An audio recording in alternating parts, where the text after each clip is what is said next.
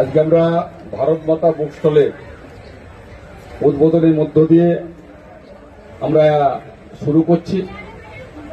মনে রাখতে হবে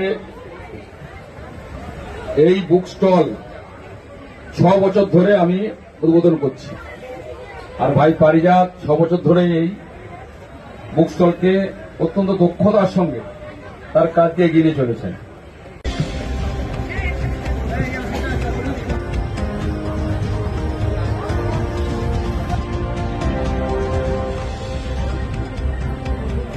লক্ষণ বলে মহাশয়, ভারত মাতা কি, মাতা কি, ভারত মাতা কি।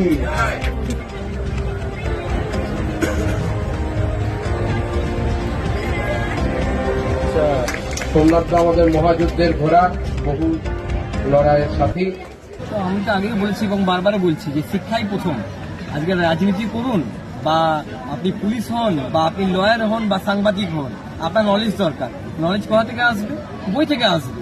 তো আমরা চাই যেন প্রত্যেকটা মানুষ নলেজেবল হয়, যাতে কালকের দিনে চাকরি পেতে গেলে লোকে ইউনিয়নবাজি করতে না হয়। লোকে যাতে পড়াশোনা করে সেই যেন যোগ্য ব্যক্তিত্ব হয় এবং তারা যেন চাকরি পায়, এবং চাকরি পেতে গেলে যে ইন্ডাস্ট্রিগুলো তারা যেন এখানেই আসে। আপনারা দেখেছেন যে আমাদের যে নতুন গভর্নমেন্ট, তারা নতুন ইন্ডাস্ট্রি নিয়ে আসছে, এক্সপেনশন করছে। তো সেরকমই আমরা চাইছি মানুষকে নলেজেবল করতে এবং মানুষকে নিজের ধর্ম থেকে ধর্ম পরায়ণ করতে। কারণ ধর্ম না থাকলে মানুষ কোনোদিনও বড় হতে পারে না, ভালো কাজ করতে পারে না। যারা ধার্মিক তারা কোনোদিনও খারাপ কাজ করতে পারে না। তাই আমরা ধর্মগ্রন্থ থেকে শুরু করে যেসব জিনিসগুলো হিন্দুত্বের ওপর যা টাচ করে, সংঘের কাজ যেগুলো, সেই কাজই আমরা করছি এবং এই কাজ আমরা 6 বছর ধরে করে রয়েছি। আমরা প্রত্যেকবারের মতন আপনাদের যারা সাংবাদিক দাদারা আছেন তাদের আমাকে প্রথম থেকে অনুপ্রেরণা করেন, কারণ তাদের মাধ্যম দিয়ে আমি এই কাজটা শুরু করেছি।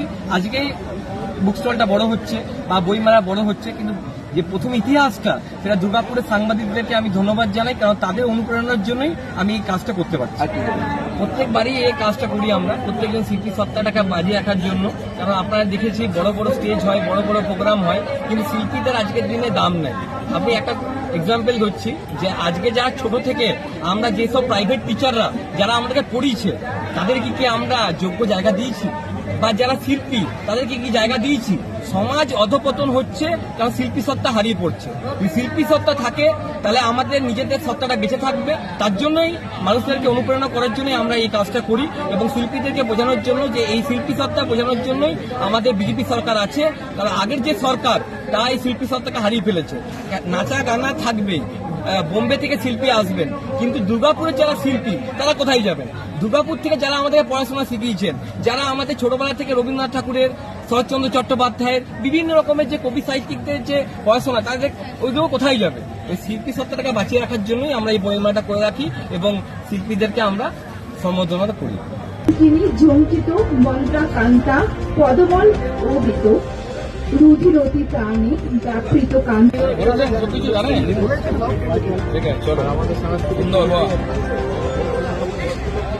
এবং আমাদের খুব প্রিয় একজন মানুষ, ভারত মাতা কি, ভারত মাতা কি।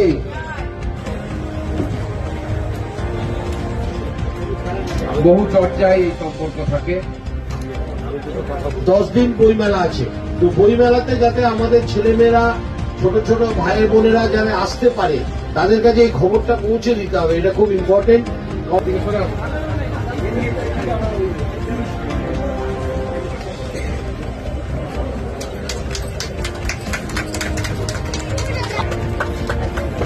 ভারত মাতা কি,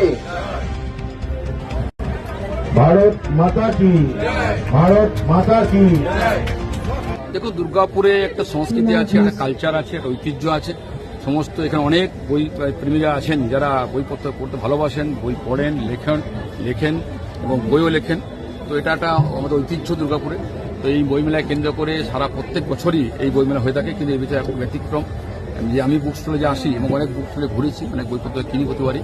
এবারে ভাই পারিজাতের নেতৃত্বে আজকের নয় 6 বছর ধরে এই বুক স্টলে কাজ চলছে। তো আমাদের ভারত মাতা বুক স্টল, এই বুক স্টলের মধ্য দিয়ে মানুষকে এটা বলবো যে আসুন, বইপত্র নিন, পড়ুন।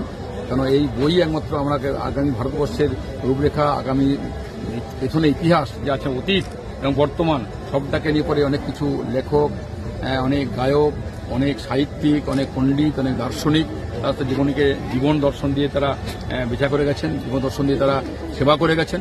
সেই তাদের জীবনী, তাদের আত্মবলিদান এখানেও যেমন আছে, সঙ্গে সঙ্গে আমাদের মেলা ঐতিহ্য আছে দুর্গাপুরে, প্রায় কয়েকদিনের মেলা চলবে। শুধু এটুকু বলবো, এবারে সরকারের পরিবর্তন হয়েছে, মেলা যাতে কোনোরকম অপ্রীতিকর ঘটনা না ঘটে, মেলা যেন সুষ্ঠুভাবে চলে।